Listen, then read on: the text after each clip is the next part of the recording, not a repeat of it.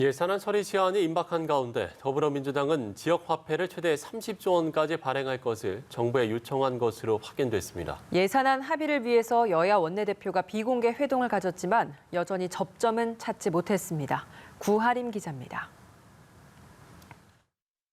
윤석열 후보가 말씀하시는 50조 원 지원 약속 저도 받겠습니다. 지금 당장 할 수 있는 방안을 찾읍시다. 국민의힘 윤석열 후보의 손실보상금 50조 원 공약을 받겠다고 한 이재명 후보. 민주당은 이를 구체화하기 위해 내년도 예산을 증액해 50조 원에 가까운 지원 효과를 내는 방안에 착수했습니다.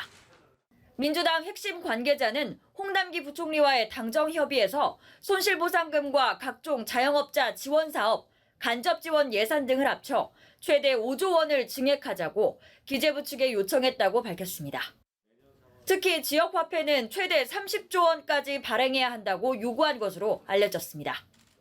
이를 위해서는 약 1조 원의 국비가 필요한데 이를 내년도 본 예산에 포함하자는 겁니다.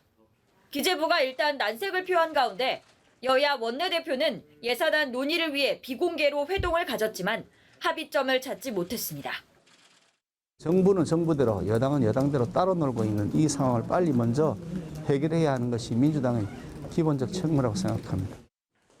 이런 가운데 민주당 원내수석 부대표인 김성환 의원은 다주택자 양도세 인하도 검토할 필요가 있다고 주장했습니다.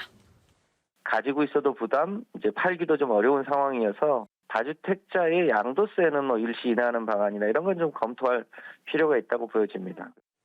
민주당 박완주 정책위의장 역시 양도세 인하에 대해 배제하지 않고 검토하고 있다며 가능성을 열어뒀습니다. 가상화폐 과세를 1년 유예하고 1주택자에 대한 양도세를 완화한 데 이은 또 다른 세금 당근책을 꺼내든 겁니다. 김 의원은 개인 의견을 전제로 했지만 내년 대선을 앞두고 표심을 의식한 메시지란 분석이 나옵니다. 연합뉴스TV 구하림입니다.